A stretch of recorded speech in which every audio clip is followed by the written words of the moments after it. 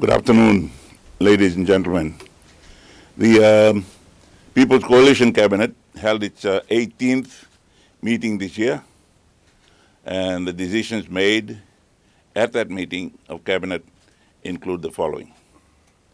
First, there was discussion on the re-establishment of the Great Council of Chiefs, which Cabinet approved the following legislative changes. And these are required to take place before the total reinstatement of the Great Council of Chiefs. First, the amendment to the Tauke Affairs Act of 1944 to provide for the re-establishment of the GCC. Second, amendment to Section 15 of the Tauke Trust Fund Act of 1944 to enable the funding of the GCC to come under the Itauke Trust Fund. The draft amendment bills will be presented at the next Cabinet meeting for review before it is tabled in Parliament. Second, there has been an agreement between the Ministry of Employment, Productivity and Industrial Relations and the Volunteer Service Abroad Scheme of New Zealand. Cabinet approved the execution of an agreement with the Volunteer Service Abroad VSA New Zealand scheme, operating since 1962. The VSA is a volunteer development program funded by the New Zealand Ministry of Foreign Affairs and Trade, MFAT, as part of the Aotearoa New Zealand Aid Program. VSA operates under 5 broad thematic areas as follows: business and economic growth, health and well-being, education, environment and climate change, and agriculture, fisheries, and food security. The cooperation agreement will allow the Fijian government to engage VSA volunteers to provide technical assistance to community projects, as well as larger scale initiatives of government ministries. The National Employment Center, NEC, will oversee the VSA program under that agreement. Third, top-up for final sugarcane payment. This will be good news for our sugarcane farmers. Top-up for final sugarcane payment for the 2022 season crop. Cabinet approved the provision of $8.2 million to top up the final cane payment for the 2022 season crop.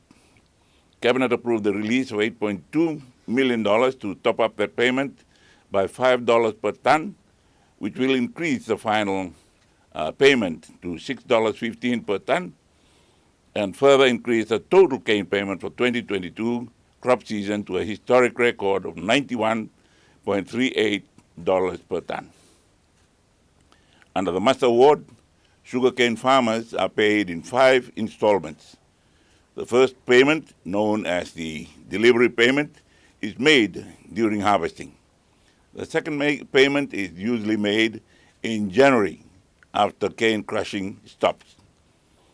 The third payment is made in March, and the fourth payment in May, and the final payment, also referred to as the wash-up payment, is made in October.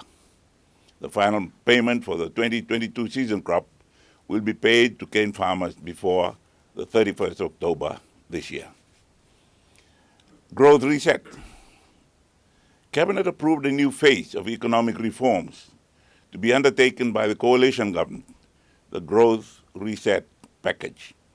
This will build on the work that has already begun through national consultations, through the National Economic Summit, the Fiscal Review Committee, Investment Facilitation Committee, and budget development processes.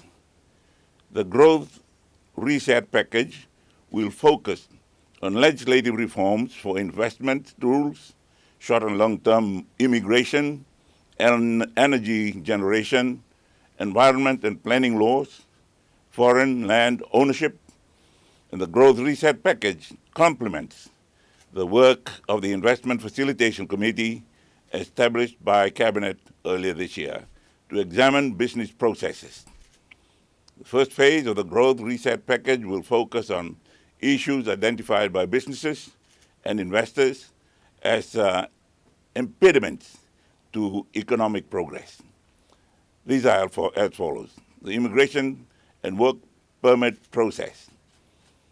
We intend to ease the access to Fiji for skilled professionals on short-term assignments and to speed up the processing of long and short-term work permits. We also want to look at better ways to use the skills of non-citizens already in Fiji and available to us. Investment in land, buildings, and infrastructure. We intend to ease the significant red tape constraining foreign and domestic investment in land, buildings, and infrastructure, including the Land Sales Act, the foreshore lease processes, environmental impact assessments, and town and country planning rules and processes. These processes will need to include our urban population and our resource owners. Foreign investment regulation. While there has been some improvement in the regulation of foreign investment, we need to look further, or we look further for the simplification in the current investment regulations. Electricity and energy sector reform. We must urgently address challenges for our investors access to electricity and to ensure we meet our energy needs in the next 10 years, refocusing in particular on our renewable energy targets. These changes will be implemented through a steering committee to be co-led by the Ministries of Finance and Trade and includes members from the private sectors experienced in delivering projects to conclusion.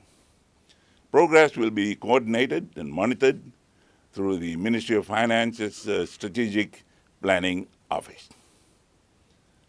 Those are the decisions taken at the 18th Cabinet meeting for this year, and that was held on Tuesday, which was yesterday. Thank you.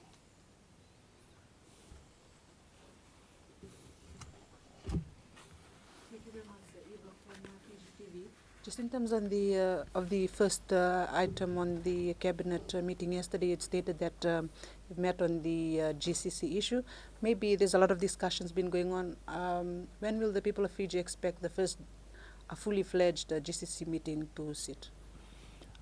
At the moment, we cannot have a fully fledged GCC because the legislations to bring it into being have not been passed by Parliament.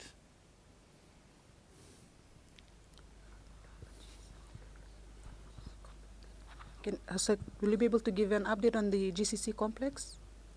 I was told that the insurance rebuilding negotiations are already done. I was told that it would begin this year. We're toward the end of this year, and that has not done and not been done. Okay, Mr. Prime Minister, still on the topic of the GCC, I believe it comes under the ministerial portfolio of Mr. Vasu, who was also part of the recent cabinet reshuffle that was made. Not made. Are you able to give us progress on that, the reshuffle, sir? The reshuffle announcement will be made. At the moment, there has been no reshuffle. So everyone's back to their... Yes, they're still there where they were. So is there a particular reason as to why it was not made as it was supposed to be made? The reshuffle is made when it is approved by the President on my recommendation and gazetted. Those have not been done. So, yeah, and in the meantime, there have been concerns raised by the Fiji Law Society, and we are a government that listens, and we listen to them. We listen to the lawyers available in government to advise us, who have also obtained some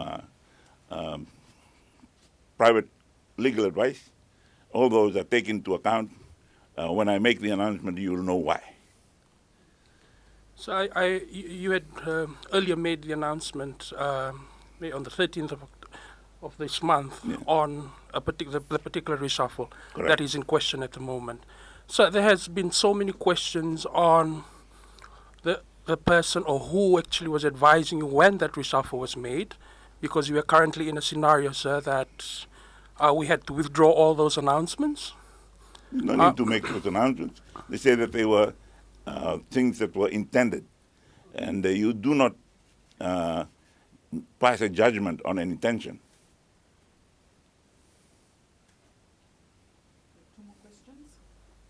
So you had mentioned that there will be no reshuffle as of now, but will there be a reshuffle made where if these concerns raised by the Fiji Law Society or people who are raising concerns about most probably the AG's appointment, will it be made? Is that We sorted? have enough advice on that for me to make the substantive announcement on that one, and I have taken the advice of the Fiji Law Society and other private legal practitioners that have been requested by the Solicitor General's office and also from the Solicitor General's office. All those come to my assessment, my appreciation of the situation, and I will make a decision. And I will announce the decision when the time is right. Aside from the cabinet reshuffle, there have also been There has questions. been no reshuffle. Right, Yeah. proposed, but there have also been questions around the legality of other appointments that have been made, such as the acting DPP. Those are also part of the reassessment of the intentions. And if they hold water, they will not be carried forward. So who decides if it holds water? I decide. And if I'm not satisfied with the legal practitioners, I go to a judge. So just one question. Was there any legal counsel or legal advice that you sought before you made the announcement? No, there was none. So that was from your own decision. My own decision, which I say I made before the announcement of the first cabinet that we announced, on the advice available to me at that time.